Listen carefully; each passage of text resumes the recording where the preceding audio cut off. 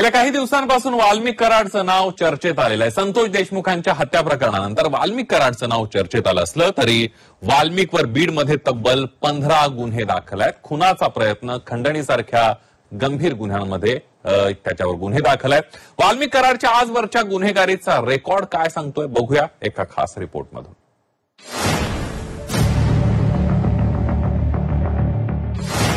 बीडच्या गुन्हेगारीचा वाल्मिक पॅटर्न।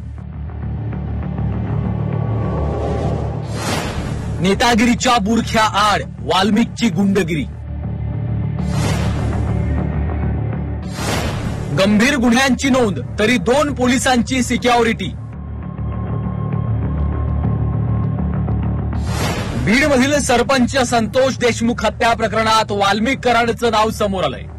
मंत्री धनंजय मुंडे यांचे निकटवर्तीय असलेल्या वाल्मिकच्या काळ्या कुट्ट कारनाम्यांची यादीच जगजाहीर झाली आहे। हाणामारी, खंडणीपासून खुनाच्या प्रयत्नांसारखे गंभीर गुन्हे वाल्मिकवर दाखल आहेत। 1999 ते 2024 या 25 वर्षांच्या काळात बीडमध्ये एकट्या वाल्मिक कराड विरोधात तब्बल 15 गुन्हे दाखल आहेत। संतोष देशमुख हत्या प्रकरणामुळे गुन्हेगारी जगतातला क्रूर चेहरा वाल्मिकच्या रूपानं समोर आला असला तरी त्याच्या गुन्ह्यांची कुंडली हादरवून टाकणारी आहे। बीडच्या परळीत वाल्मिक कराड विरोधात सर्वाधिक 10 गुन्हे दाखल आहेत। परळी शहर पोलीस ठाण्याच्या हद्दीत बेकायदा जमाव गोळा करणं आणि मारामारीचे 4 गुन्हे दाखल आहेत। खुनाचा प्रयत्न केल्याचा 1 गुन्हा नोंद आहे। रस्ता अडवल्याप्रकरणी 3 गुन्ह्यांची नोंद आहे। जमावबंदी आदेशाचं उल्लंघन केल्याप्रकरणी 2 गुन्हे असे परळीत एकूण 10 गुन्हे दाखल आहेत। परळीच नव्हे तर बीड जिल्ह्यात इतर ठिकाणीही वाल्मिक विरोधात गंभीर गुन्हे दाखल आहेत। 2019 साली वाल्मिक कराडवर अंबाजोगाई तालुक्यातल्या बर्दापूर पोलीस स्टेशनमध्ये फसवणूक केल्याचा गुन्हा दाखल आहे। वाल्मिक कराडवर खुनाचा प्रयत्न केल्याप्रकरणी परळी शहर पोलीस ठाण्यात 2024 मध्ये 1 गुन्हा दाखल करण्यात आला आहे। 2006 मध्ये खुनाचा प्रयत्न केल्याप्रकरणी अंबाजोगाई शहर पोलीस ठाण्यात गुन्हा दाखल करण्यात आला आहे। 2 कोटी रुपयांच्या खंडणीची मागणी केल्याप्रकरणी वाल्मिक कराडसह विष्णू चाटे, सुदर्शन घुले या तिघांविरोधात केज पोलिसांमध्ये 11 डिसेंबर रोजी खंडणीचा गुन्हा दाखल करण्यात आला आहे। एवढे गंभीर गुन्हे दाखल असतानाही वाल्मिक कराडला पोलिसांचं संरक्षण होतं।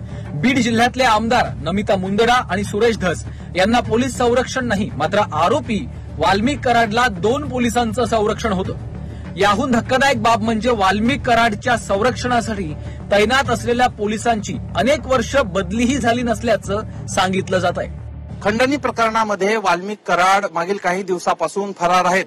फरार आरोपींच्या शोधासाठी सीआयडी कडून विशेष पथकं देखील नेमण्यात आलेली आहेत, मात्र अजूनही त्यांना पत्ता लागत नाही। त्यामुळं हे सीआयडीचे अधिकारी ज्यांच्या मुसक्या कधी आवळणार, त्याचबरोबर इतर आरोपींच्या मुसक्या कधी आवळणार आणि यांच्यावरती कारवाई काय होणार याकडे सर्वांचं लक्ष लागलेलं आहे। एकूणच बीड जिल्ह्यामध्ये घडलेल्या संतोष देशमुख यांच्या हत्येचं सगळ्या गुन्ह्यांचा एकत्रित तपासात वाल्मिक कराड यांचीही चौकशी होणार का याकडे सर्वांचं लक्ष असणार आहे। विष्णू बुर्गे, झी 24 तास, बीड।